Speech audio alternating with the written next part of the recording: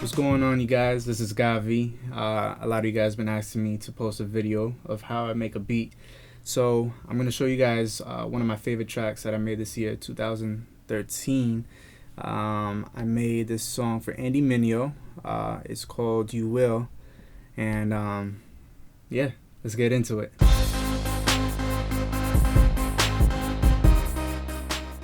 So I start off a lot of my productions with a sound or a melody that's going to carry out throughout the whole thing, or sometimes it's a percussion or a drum loop that I made or something like that. So in this beat I have two sounds that I really liked a lot. So I start off with this one sound. It's like a weird I don't know, synthesizer that just glides up and down, and when I went down to the pitch, it does this cool thing. So then I just kept on going up in the scale, and then obviously that's the beginning of You Will. I had this other sound that I liked as well, that I was gonna, when I was starting the beat, I was gonna go off of this sound. It's just a weird sound that just goes down and down. So those were the two sounds that I wanted to gravitate the most to and see how I could build chords around that. So the track starts off with this. When you see me, I'm in. So I wanted the drums to really knock at that one part. So I had these kicks that I like. They sound pretty dope and they just knocked real good for me.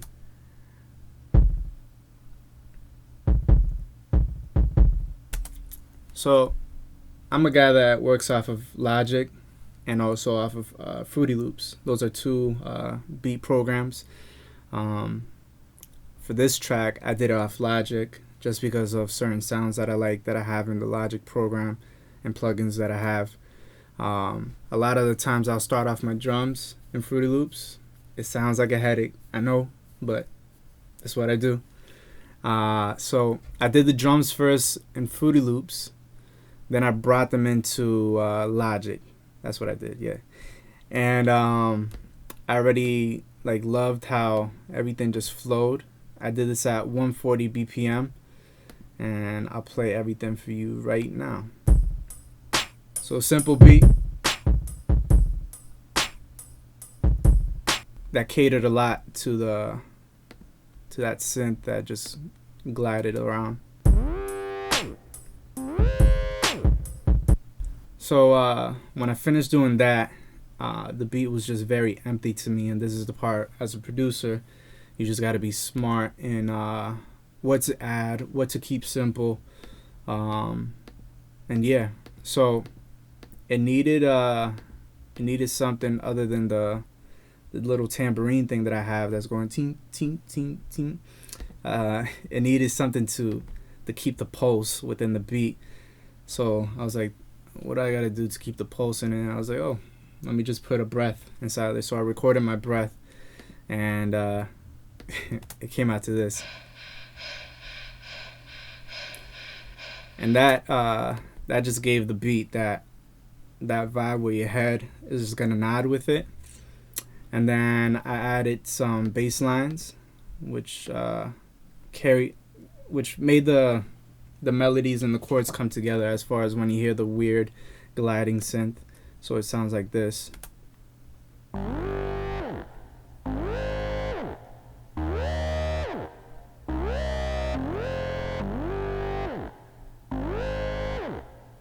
And then here's where that weird ding, ding, ding, ding, ding sound came in.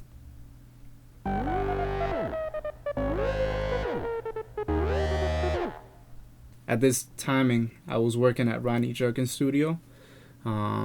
He's also known as Dark Child. He's made a lot of hits. He's really dope.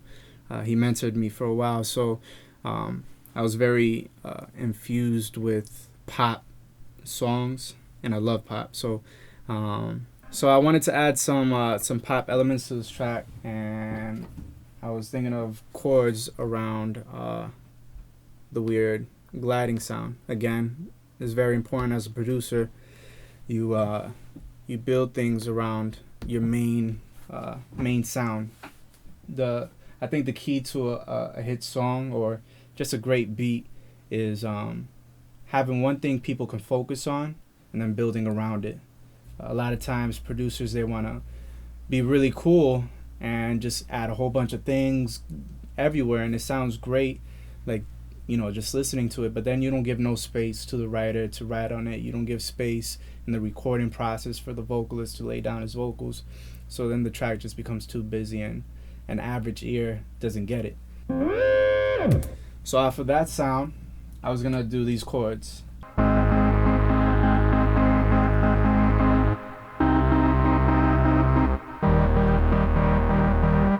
So I just kept on going down with a bunch of sounds, and then it sounded like this.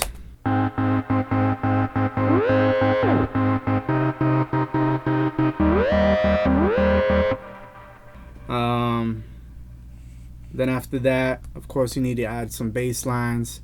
Wanted to add the drums there, and that was the breakdown of the track, where I wanted the hook to come in. I wanted it to be epic, so that when the actual main hook comes in, it just hits you right in your face, and it's like a smash, like, oh. So this part was very empty, but the chorus just drove everything. And then I added some snares to make this exciting, which is right here.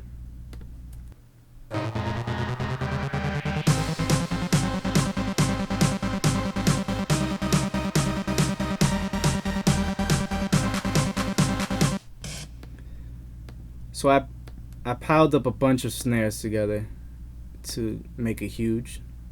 You can do whatever you want as a producer. There's no rules. So if you think it's cheating, it's not cheating. You're just making a new sound. So I put a snare that sounds different to another snare to another snare, and it just made it sound huge.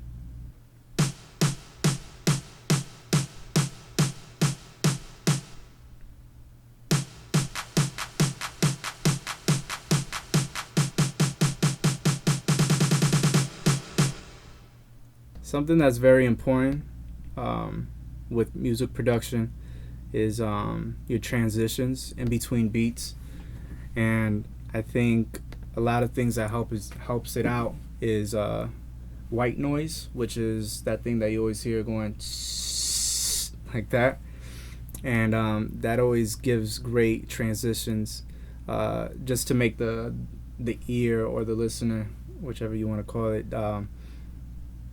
that vibe that something's about to come and something's about to hit. So white noises, and then like hits, which is like I use this one. There's different types of hits, but this is like a stomp.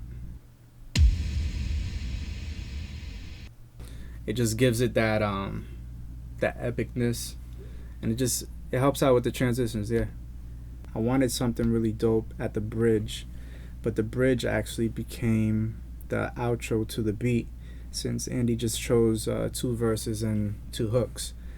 So that worked out great, because I like doing like an outro that's different from the whole beat, just to keep it still in the same realm but something different. So I had these chords that just went perfect with everything.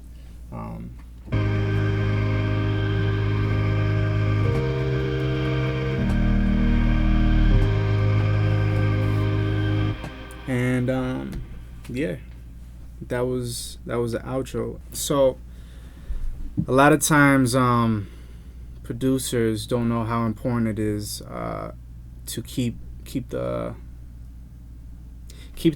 beat going up as far as a progression. You don't want to hit them with all your sounds all at once.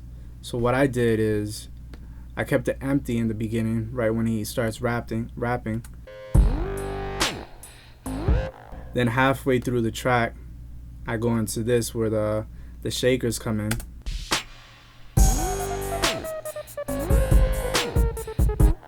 Then towards the end of his verse, I switch it again.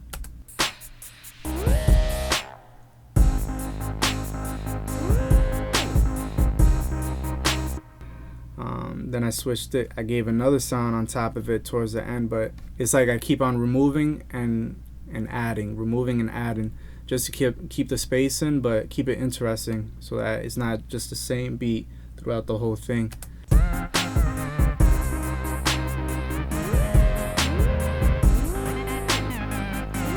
That's where I add this sound.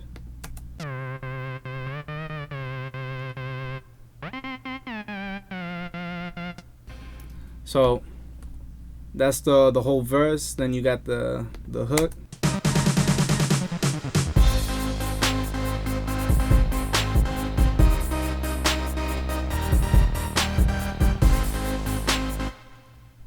And that's You Will.